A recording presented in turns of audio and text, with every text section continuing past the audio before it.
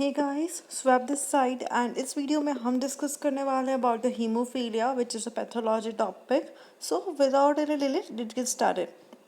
Haemophilia haemophilia होता क्या है? तो हीमोफीलिया एक हेरिडिटरी डिजीज़ है.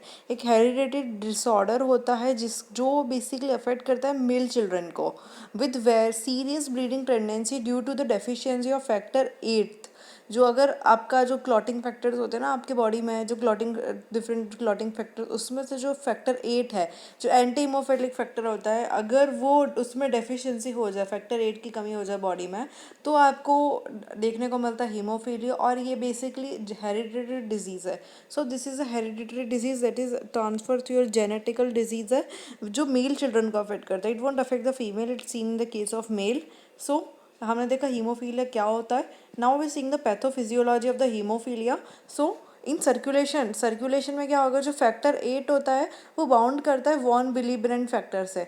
जो नॉर्मल सर्कुलेशन में फैक्टर 8 जो है क्लॉटिंग फैक्टर, वो VWF फैक्टर से बाइंड करके रखता है.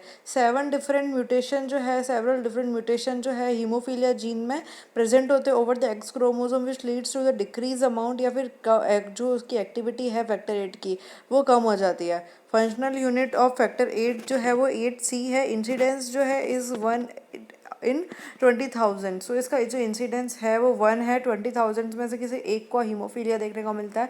It's not very common disease, it's a kind of rare disease. या मतलब कम देखने को मिलता है हीमोफीलिया. 1 आउट ऑफ मतलब 20,000 में से एक इंडिविजुअल को आपको देखने को मिलेगा. So that is haemophilia.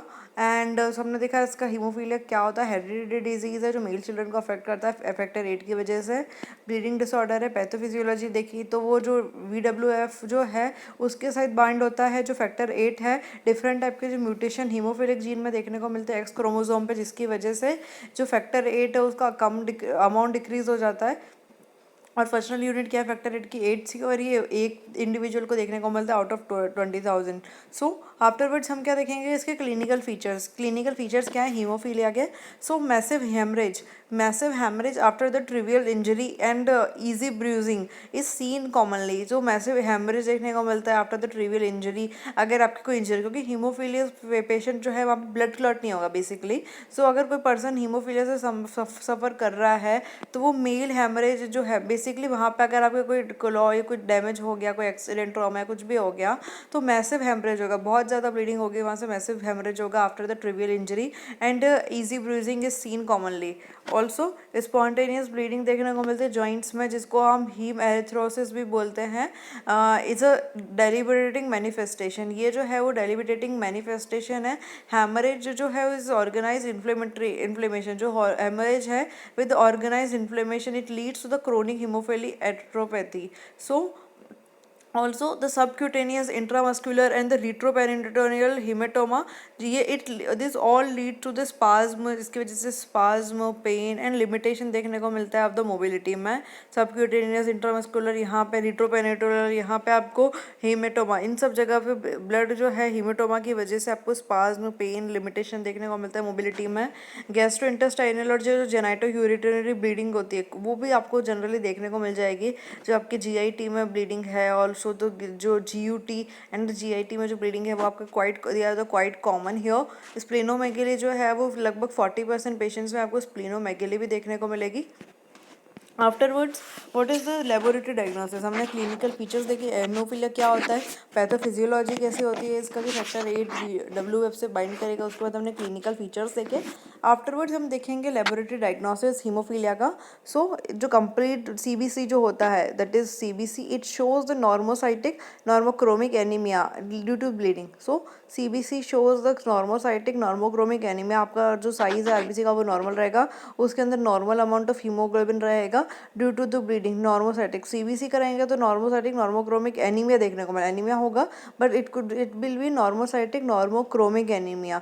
Y? It's because like it's like RBC का साइज वगैरह नॉर्मल रहेगा। हमने जब एनीमिया में पढ़ा था तो एनीमिया में हमने क्या पढ़ा कि डिफरेंट फैक्टर्स की वजह से एनीमिया हो सकता है। सपोज अगर कोई आयरन की डेफिशिएंसी, अगर ये नॉर्मोसाइटिक, अगर ये इसमें चेंजेस कब आएंगे, अगर कोई वो है मेगालोब्लास्टिक या कोई चेंजेस कब आएगा, जब वो विटामिन B12 फॉलिक एसिड की डेफिशिएंसी की वजह से एनीमिया हो रहा हो। बट ये उस वजह से एनीमिया नहीं है। This anaemia is due to the genetical factor haemophilia because of this. So ये नॉर्मोसाइटिक आरबीसी का साइज भी नॉर्मल रहेगा, normochromic anaemia due to the bleeding. Platelet count देखें तो प्लेटलेट काउंट इसके अंदर नॉर्मल रहेगा और मेगा कैरियोसाइट जो है वो भी नॉर्मल रहेंगे या फिर इंक्रीज हो सकते हैं। कोएगुलेशन प्रोफाइल भी सी, सो ब्लीडिंग टाइम जो है नॉर्मल रहेगा। मतलब ब्लीडिंग टाइम नॉर्मल है, लेकिन क्लॉटिंग टाइम ये याद रखेगा, ब्लीडिंग टाइम तो आपका नॉर्मल रहेगा कि ब्लीडिंग हो रही है, लेकिन क्लॉट होने में बहुत टाइम लग जाएगा उसको, because of the lack of the clotting factors. तो after also bleeding time, clotting time and then the prothrombin time में हमारा नॉर्मल रहेगा। एक्टिवेटेड पार्शियल थ्रोम्बोप्लास्टिन जो है वो भी थोड़ा बढ़ जाएगा, एपीटीटी जिसको बोलते हैं हम, तो एपीटीटी जो है वो थोड़ा प्रोलॉन्ग्ड हो जाएगा। उसके अलावा कोएगुलेशन प्रोफाइल के बाद फैक्टर 8 ऐसे देखेंगे हम, जो सीवियर डेफिशिएंसी देखने को मिलेगी, लेस देन 2 U/DL देखने को मिलेगा। मॉडरेट डेफिशिएंसी कब बोलेंगे, अगर 2 से 5 UDL पर है, और माइल्ड डेफिशिएंसी बोलेंगे माइल्ड डेफिशिएंसी है, अगर वो 5 से थोड़ा ज़्यादा हुआ तो हम कह सकते हैं माइल्ड डेफिशिएंसी। लेकिन अगर 2 से भी कम हुआ फैक्ट ये severe deficiency, that means factor 8 जो अब हम उसको एनालाइज करेंगे, अगर वो 2 से भी 2 U/DL से भी कम हुआ, दैट इज केस हम कह सकते हैं कि आपकी बहुत ज़्यादा सीवियर डेफिशिएंसी है। 2 से 5 में moderate deficiency and more than 5 mild deficiency. Now let's see the detection of the carrier. हम कैसे डिटेक्ट करेंगे कैरियर को? So detection of the carrier, detection of the sub normal level of जो factor 8C है, detection of the sub normal level of the 8C। Also the ratio of 8C to VWF जो होता है वो 0.18 to 0.9 होता है। Normal कितना होता है कि नॉर्मली 0.7 से 2.2 होता है। और जो कैरियर में कहते कितना देखने को मिलेगा, अगर कोई कैरियर है आपको, मतलब कैरियर है जो हीमोफीलिया का कैरियर जीन लेके घूम रहा है, तो उसमें आपको 8C टू VWF कितना देखने को रेशियो मिलेगा, 0.18 से 0.9। आफ्टरवर्ड्स दिस इज, हमने देखा कि कैरियर को कैसे डिटेक्ट करेंगे, कि आपको देखना है यार ये पर्सन जो है इट्स एक्चुअली सफरिंग और not suffering from the haemophilia, और it is whether it is a carrier of the haemophilia. So उसमें क्या होगा कि आप देखेंगे जो फैक्टर 8C का और VWF के साथ जो रेशियो आएगा वो 0.8 से लगभग 0.9 के बीच में आएगा। लेकिन नॉर्मली कितना होता है, ये 0.74 से कंपेरेटिव 2.2 तक होता है, तो ये देखने को मिलेगा। और आपको लेवल जो है detection of the abnormal level of this 8C। Also haemophilia female के केस में हीमोफीलिया हमने देखा, this all this with respect to mail.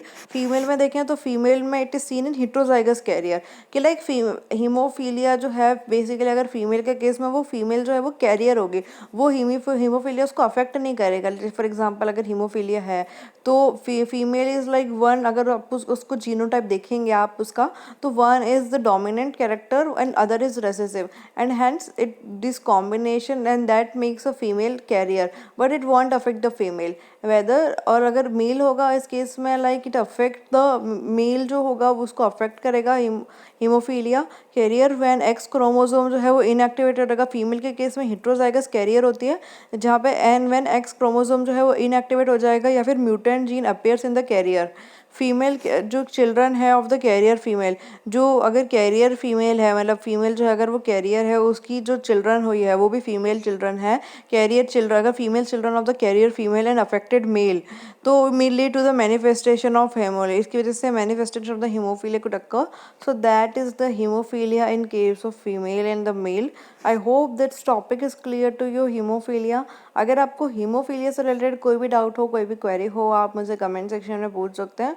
Also you can ask me on my Instagram, also you can connect me on the Instagram, जिसकी link मैंने आपको description में provide कर दी है। Also it is given in the about section of the YouTube, आप चाहें तो वहाँ से चेकआउट कर सकते हैं।